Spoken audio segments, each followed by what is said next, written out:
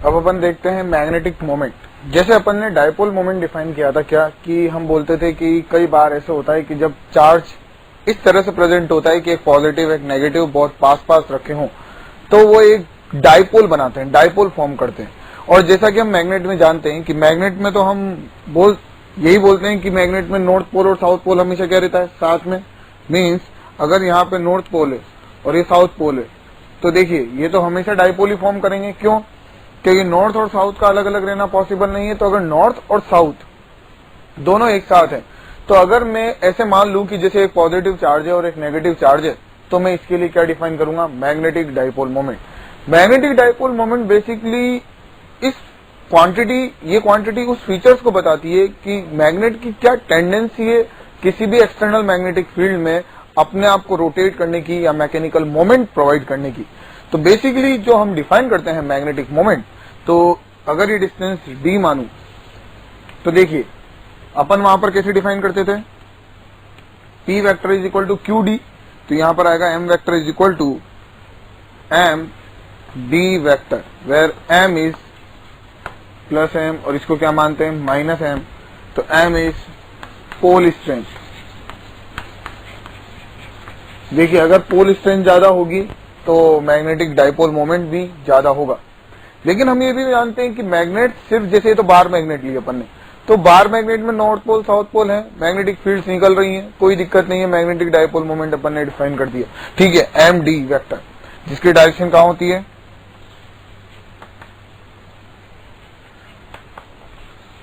South to north. ठीक है, क्यों? क्योंकि जैसे अपने इलेक्ट्रिक डायपोल मोमेंट में होता था माइनस क्यू से प्लस क्यू की तरफ, मैग्नेटिक इलेक्ट्रिक डायपोल मोमेंट में डायरेक्शन होती थी डायपोल मोमेंट की माइनस क्यू से प्लस क्यू। यहाँ पे माइनस का काम कौन करता है, साउथ, तो इसकी डायरेक्शन होगी साउथ टू नॉर्थ। ठीक है, तो ये मैग्नेटिक डायपोल मोमेंट डिफाइन करने का एक तरीका, जब आपके पास मैग्नेट कैसी हो, जैसे बार मैग्नेट टाइप की। ठीक है, लेकिन हम जानते हैं कि मैग्नेटिक फील्ड तो करंट कैरिंग लूप या करंट कैरिंग वायर की वजह से भी डिफाइन होता है। ठीक है, तो अगर हम एक लूप ले लें, जैसे सपोज करिए कि इसमें करंट ऐसे फ्लो कर रही है। ठीक है, तो अगर करंट ऐसे फ्लो कर रही है तो मैग्नेटिक फील्ड कैसे निकलेगी, ऐसे।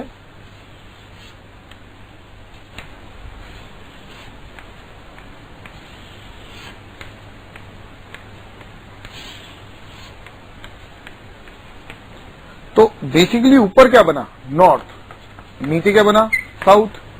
तो अगर मैं इसका मैग्नेटिक डायपोल मोमेंट डिफाइन करूं, करंट किधर जा रही है, इस साइड। ठीक है, तो इसका मैग्नेटिक डायपोल मोमेंट जो करंट कैरिंग लूप का डिफाइन होता है I A vector, where A vector की डायरेक्शन होती है curl the finger in the direction of current, then thumb gives the direction of area vector.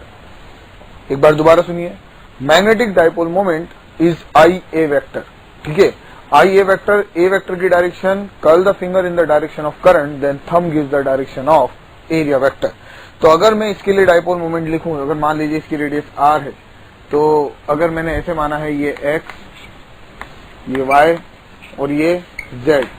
ठीक है, z को बाहर की तरफ, तो इसका मैग्नेटिक डायपोल मोमेंट होगा m vector is equal to I, area vector is pi r square, ring माना है। ठीक है, और ऊपर की डायरेक्शन मीन्स j के। This is the magnetic dipole moment. Magnetic dipole moment बताने के दो तरीके, अगर bar magnet type without any current, अगर कोई मैग्नेटिक फील्ड जनरेट करने वाला सोर्स है तो उसका मैग्नेटिक मोमेंट होगा एम डी वेक्टर। और अगर मान लीजिए कोई करंट कैरिंग लूप या कोई करंट कैरिंग एलिमेंट्स या करंट कैरिंग स्ट्रक्चर है जिसके वजह से मैग्नेटिक फील्ड जनरेट हो रहा है, तो उसके वजह से जो हम मैग्नेटिक डायपोल मोमेंट डिफाइन करेंगे वो होगा आई ए वेक्टर। ठीक है, वेयर ए वेक्टर की डायरेक्शन किधर होगी, curl the finger in the direction of current, then thumb gives the direction of area vector. इसको लिख लीजिए, magnetic dipole moment.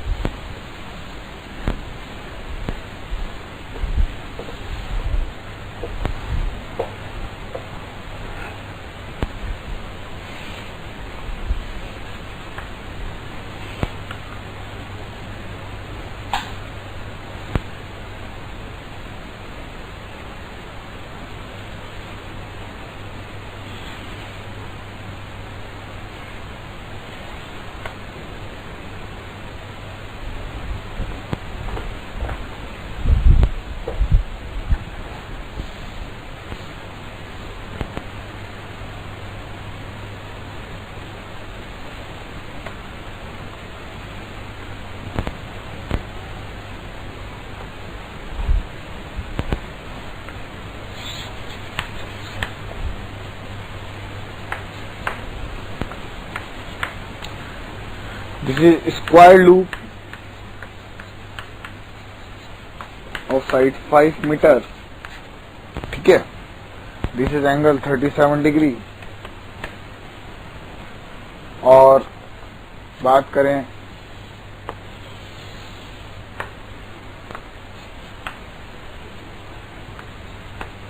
Current flow हो रही है आई। अब देखिए, अगर मुझे इसका मैग्नेटिक डायपोल मोमेंट निकालना है, एक और स्ट्रक्चर देखते हैं।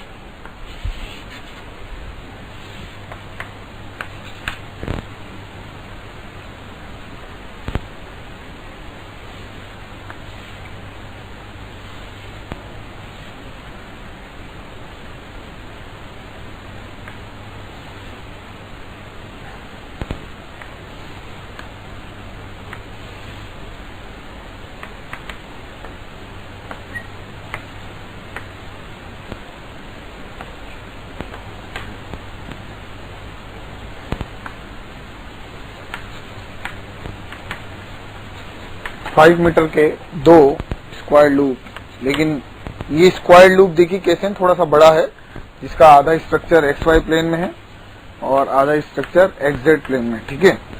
तो बात करते हैं अपन इन दोनों का ही, अपन को मैग्नेटिक मोमेंट कैलकुलेट करना है। मीन्स एम वेक्टर अपन को बताना है क्या होगा इसमें भी, और इस क्वेश्चन में भी अपन को क्या बताना है कि एम वेक्टर कितना होगा।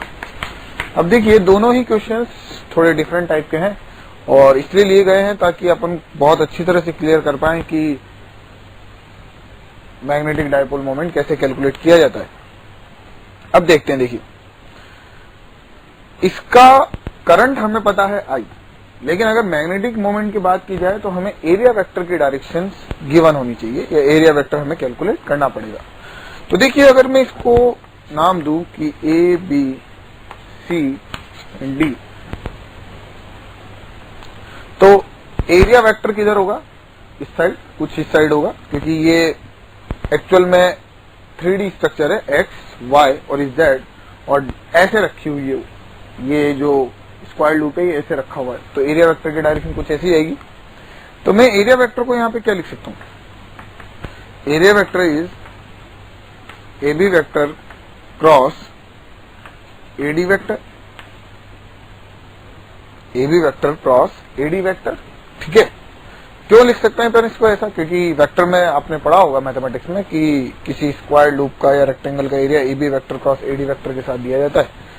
तो ए बी वेक्टर अगर मैं ए बी के कोऑर्डिनेट लिखूं तो देखिए, ये ए बी के कोऑर्डिनेट एक्स में जाएंगे, ये 5 है, तो 5 cos 37 मीन्स 5 cos 37 हो गया अपने पास 4 और कोमा 0 कोमा 3, ठीक है।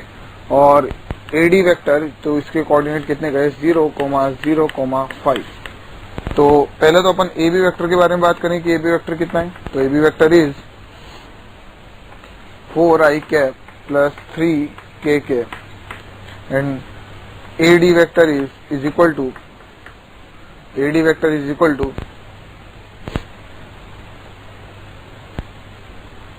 5j cap. तो A B cross AD I J K, तो अपने पास एरिया वेक्टर आया A B vector cross A D vector is equal to 4i cap 5j cap, I J K यानी 20k कैप और के जे आई यानी के जे और आई जे के और के जे आई, तो minus 15i cap. This is the area vector. अब मैं इसको अगर आई से मल्टीप्लाई कर दूंगा तो मेरे पास मैग्नेटिक मोमेंट आ जाएगा इन ए वेक्टर फॉर्म। सेकंड करिए, सेकंड कैसे होगा देखिए, एक बार ट्राई करिए। देखिए सेकंड में इस लूप का और इस लूप का अलग अलग कैलकुलेट कर लीजिए, अज्यूमिंग कि जैसे यहां पर करंट इधर भी जा रहा है और यहां पे करंट इधर भी जा रहा है। तो देखिए, अगर मैं करंट को उस वाली डायरेक्शन को कंसीडर करता हूं, मानता हूं, तो ऊपर वाले लूप का कितना आएगा, this is M1 is equal to and this is M2 is equal to, देखिए M1 कितना आया, अगर मैंने करंट इधर अज्यूम मान ली तो I 5 स्क्वायर 25 एरिया, और इसका किधर आएगा, बाहर की तरफ बाहर की साइड मीन्स के m2 xz प्लेन में है, तो xz प्लेन में ऐसे तो ऊपर, ठीक है। तो ये हो गया I-25 और j कैप क्योंकि ऊपर जाएगा ये, तो resultant m vector is equal to m1 vector plus m2 vector means I-25 j cap plus k cap.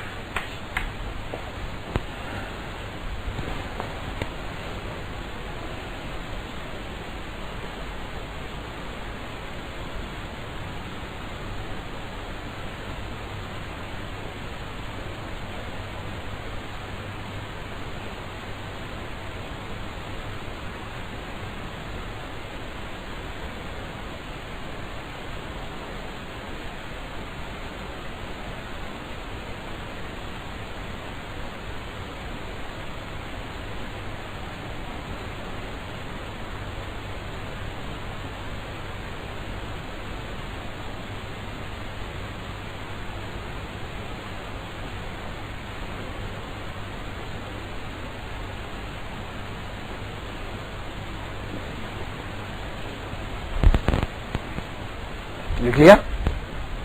Next आगे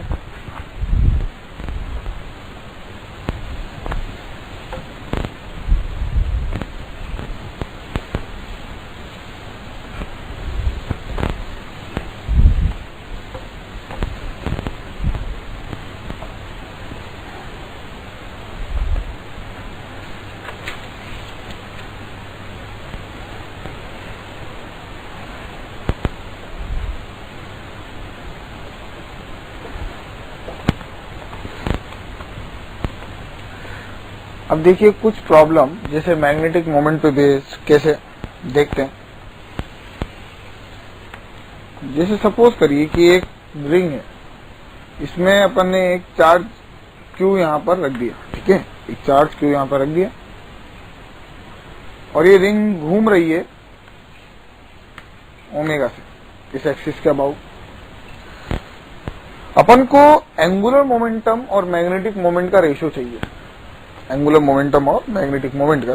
Q चार्ज, M मास, रेडियस कितनी R।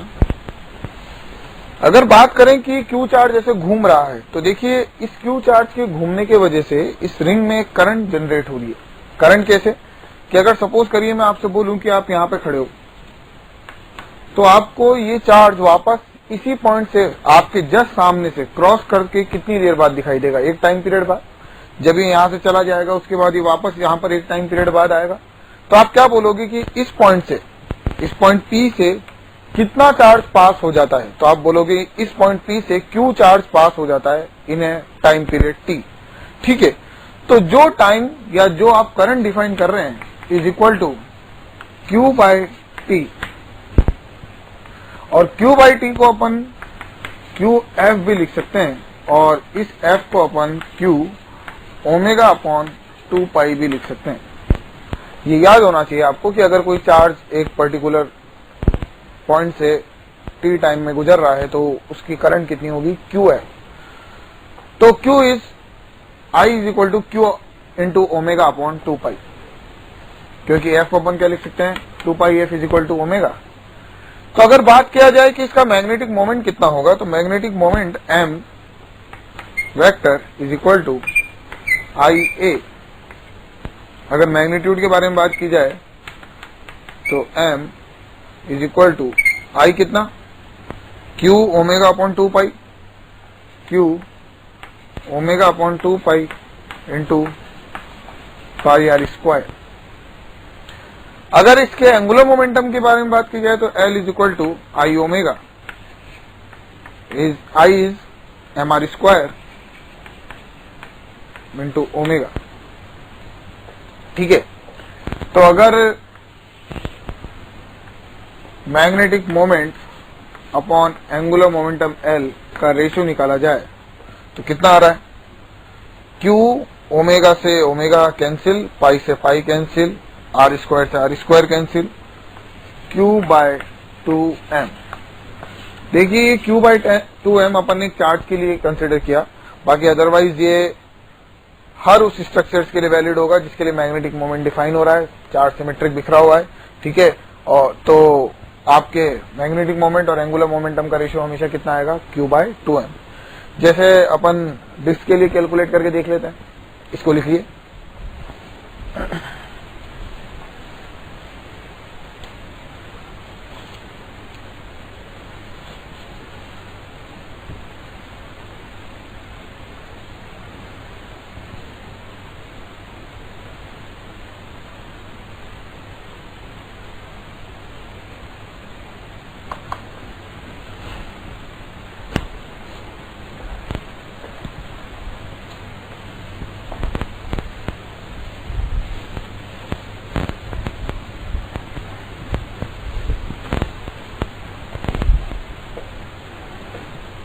देखिए अब अपन को कैलकुलेट करना है,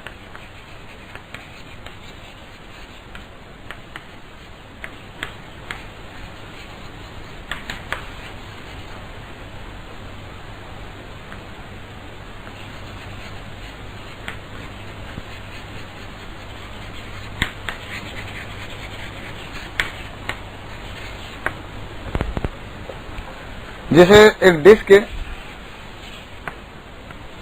कैपिटल आर रेडियस की इस एक्सिस के अबाउट घूम रही है, इसके पूरी सरफेस पे, यहां पे पूरी सरफेस पे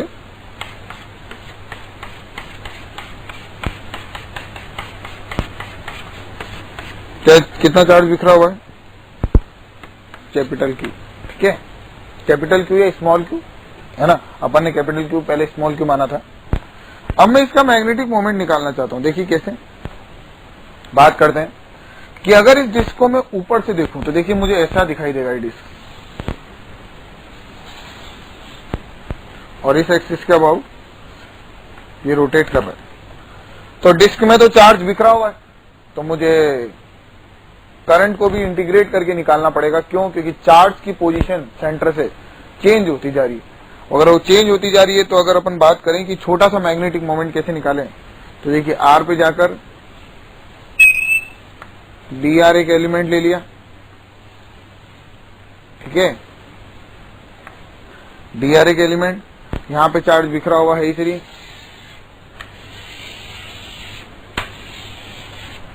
ठीक है, और यहां पे जो चार्ज है वो हमें कैलकुलेट करना है। dq चार्ज कितना, R पे जाकर ये मोटाई कितनी है, dr। तो देखिए जो एरिया बना, दिस इज एरिया, तो अगर मैं इसके लिए सिग्मा डिफाइन करूं तो सिग्मा कितना होगा, Q/πr²। तो जो छोटा सा चार्ज आया dq इज इक्वल टू कितना, dq is equal to 2πr dr is area vector into sigma. Sigma की वैल्यू Q/πr² लिखें तो dq is equal to Q/πr², 2πr dr, तो यह आया 2qr dr upon r² is dq। तो जो छोटी सी करंट बनेगी di is equal to dq into f, ठीक है। तो जो छोटा सा मैग्नेटिक मोमेंट बना इज इक्वल टू IA, तो A कितना हो गया अपने पास, जो करंट आई टोटल अपने पास वो कितनी आई, मैग्नेटिक मोमेंट अगर मैं लिखूं छोटा सा तो IA is equal to I is QF, तो dq इंटू f है ना, तो dq into f into area, area is dq into f, f कितना, ये this is I and area is πr²। क्यों? क्योंकि जो एरिया है वो एरिया कितना है, πr², ठीक है। तो स्मॉल r², ये एरिया जो अंदर है जिसके अराउंड ये रिंग रोटेट कर रही है, तो dm, तो कंप्लीट मोमेंट के लिए इंटीग्रेशन ऑफ dq कितना, 2 QR dr upon r square into pi r square. तो ये हो गया r cube by r cube. ठीक है, तो m इज इक्वल टू कहां से कहां तक, 0 से कैपिटल R तक, तो m is equal to 2 q upon r square r pi. ठीक है, तो ये कितना हुआ इंटू f यहाँ पर एक f मल्टीप्लीकेशन में चल रहा है क्योंकि ये तो dq है। ठीक है ना, f, तो f को अपन क्या लिख सकते हैं, ओमेगा अपॉन 2 पाई इंटीग्रेशन अपॉन 0 से r, ये हुआ अपने पास r की पावर 3 इंटू dr। ठीक, तो m अपने पास कितना आया, m आया अपने पास 1 पाई से पाई उड़ा, 2 से 2 उड़ा, q omega upon r square, और ये आया r की पावर 4 अपॉन 4, तो नीचे आया r की पावर 4, ऊपर आया r की पावर 4, तो ये अपने पास हुआ q omega r square upon 4। ये आया अपने पास मैग्नेटिक मोमेंट। अगर मैं एंगुलर मोमेंटम की बात करूं, L इज I ओमेगा, तो I कितना होता है डिस्क का उसके एक्सिस के about, mr square by 2 into omega. तो अगर मैं बात करूं कि m बाय L का ratio is equal to m कितना, q omega r square by 4, और ये है m r स्क्वायर बाय 2, यानी q ऊपर q, ओमेगा से ओमेगा कैंसिल हुआ, r स्क्वायर से r स्क्वायर कैंसिल हुआ, तो m r स्क्वायर और नीचे 2, तो ये हो गया अपने पास q बाय 2 m या स्मॉल m ले लें अपन। ठीक है, तो देखिए पहले भी अपने q बाय 2m आ रहा था और अभी भी कितना आ रहा है, q by 2m। That means कि अपन कोई स्ट्रक्चर लें तो उसके लिए मैग्नेटिक मोमेंट और एंगुलर मोमेंटम का रेशियो क्या रहता है, constant, which is equal to q by 2m। ठीक है,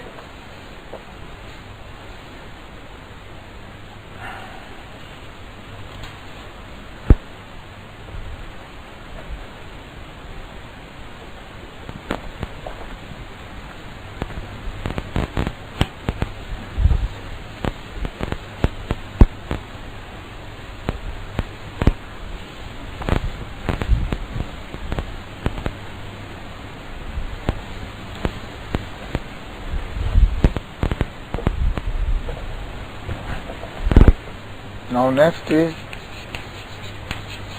torque on a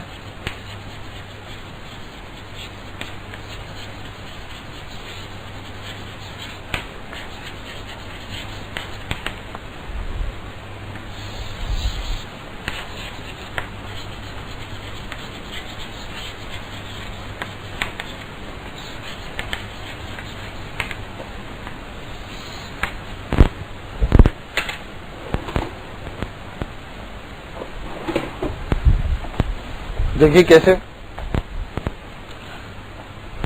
कि अपन ने मैग्नेटिक फील्ड मान लिया बाहर की तरफ है,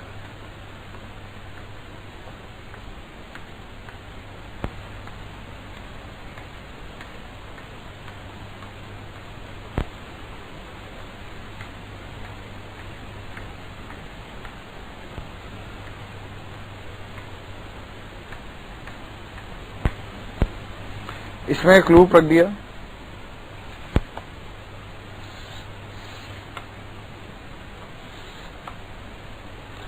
जिसकी ये साइड कितनी है A और ये साइड है B। इस एक्सिस के अबाउट ये घूम सकता है। ठीक है,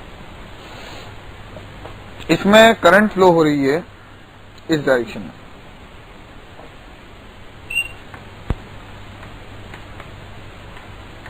तो देखिए, force in a magnetic field in a current carrying loop is Fm is equal to I L vector cross B vector।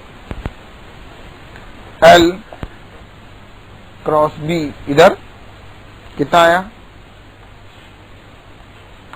I B B, अगर मैग्नेटिक फील्ड को B माना है तो इधर A ऊपर I A B, इधर इस side, इस साइड नीचे कितना, तो अभी इस पे नेट फोर्स कितना है 0. But if we slightly rotate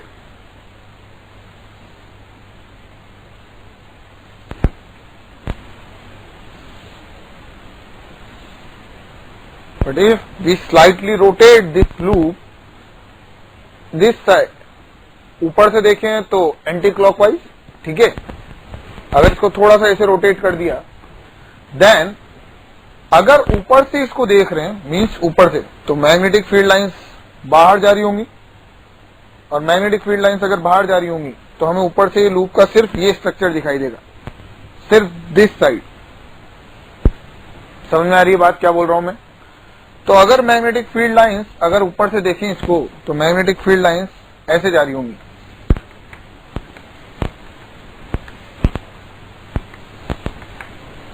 और ये जो आपको स्ट्रक्चर दिखाई दे रही है इसका सिर्फ ये साइड दिखाई देगा ऊपर का.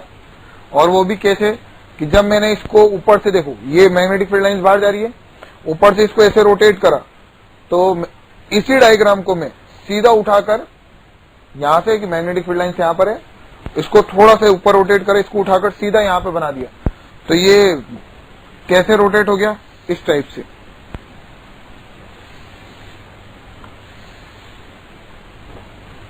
अगर मैं इस साइड को, ठीक है, इसको अगर मैं बोलता हूं A B P Q R S ले लेते हैं, P Q R S, तो जब अपन ने इसको रोटेट करा तो P Q ऐसे हो गया, ठीक है.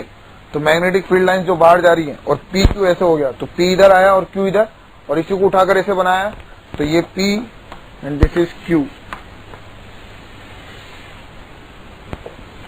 अब देखिए मैग्नेटिक फील्ड जो इस साइड लग रहा था, इस पे तो अभी भी ऊपर लग रहा है, इस पे अभी भी नीचे लग रहा है, लेकिन इन साइड्स पे लगने वाले फोर्सेस जैसे आपने घुमाया, जैसे अगर मैं आपको बहुत बताऊं कि कैसे अपन इसको सोच सकते हैं, तो देखिए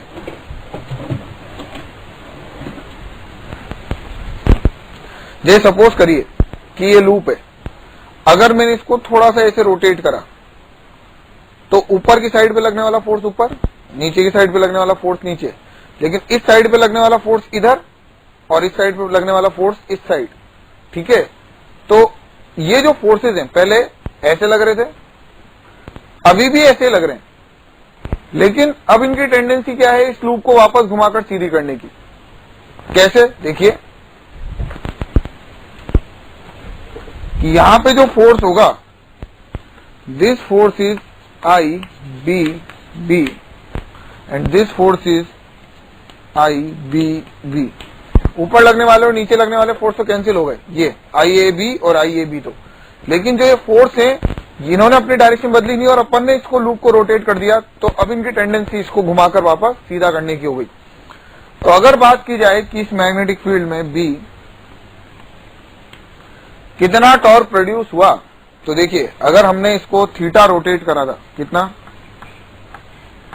थीटा, तो जब हमें पता है कि if net force on a body is 0 then the torque about each and every point is same. ये डिस्टेंस अपन ने कितनी ली है, दिस इज A, तो और फोर्स कितना लग रहा है B, तो अगर मैं इस पॉइंट के अबाउट टॉर्क देखूं, तो torque about each and every point is same, तो torque is equal to I B B, और इसका कौन सा कंपोनेंट घुमा रहा है,